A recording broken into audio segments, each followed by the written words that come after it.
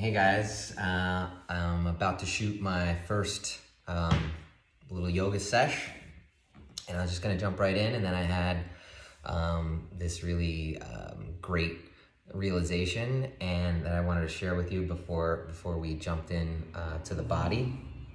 Was that when I first started doing yoga, I actually really hated it. I didn't like it at all. But the thing I hated the most was being in a room with other people doing yoga. Um, I came from a very different background, law enforcement. I was a lot stockier. I lifted a lot of weights. So I wasn't good, or I didn't feel like I was doing it right, wasn't doing it well. And I hated the idea of other people judging me and criticizing me and saying things about me. Um, and naturally, that sort of scared the shit out of me and kept me out of the yoga room. But I did actually start doing it just at home with videos just like these. I felt a lot, I guess, safer. And what sort of dawned on me was the whole, words or sticks and stones can break your bones, but words will never hurt you. And that is total bullshit. Words can hurt you. In fact, the wrong words can really cut you, and they can cut deep. And I can yell one word out right now that will certainly piss some people off and draw up a lot of emotion. So for that to be true, though, the right words can really make a difference and make a change.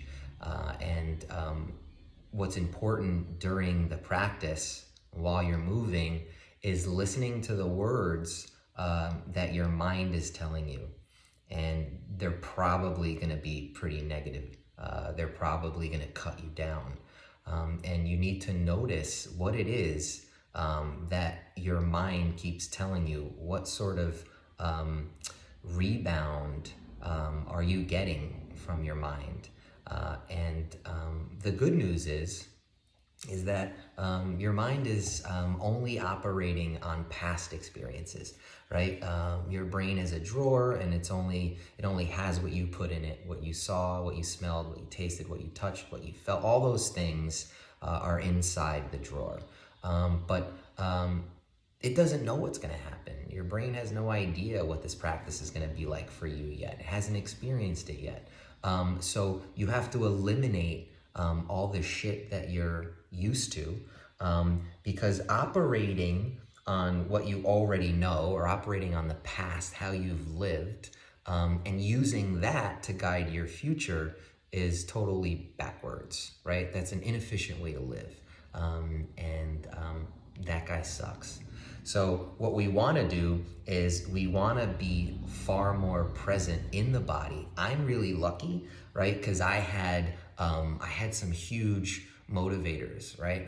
Pain. I was in constant pain all the time, and I wanted to get rid of it.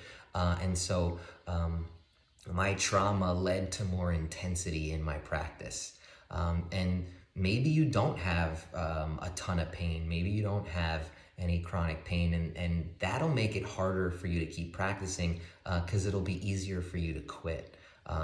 But I encourage you to use whatever it is. Maybe it's not a physical pain. Maybe it's just really dissatisfaction in life, or whatever it is. Use that as fuel. Don't allow yourself to be cut down by your brain. Try and stay in your body. Words that came up with me are, this is too slow, this is too fast, this is too boring, this is too long. How long is this posture gonna be? All those things came up, and you have to notice them without attachment to them, because you're not your thoughts. You're not everything that your brain throws up at the wall. So notice that throughout the entire practice. And then let your breath sort of pull you out of that. One of the cool little things about the words, or our experiences, and words have been huge for me. So one of the things that we can do, one of the things, everything is happening to you for a reason, right? And if you can share your experience, you could teach from your experience, then someone else gets to cheat, and someone else doesn't have to, have their spine removed and their leg cut in half to know what you now know.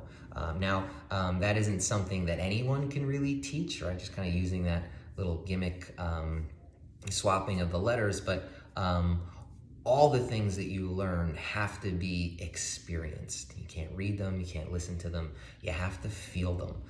So I encourage you to stay with it, even if it doesn't feel great. The class will be super, super basic. There's not gonna be anything, super bendy or tricky.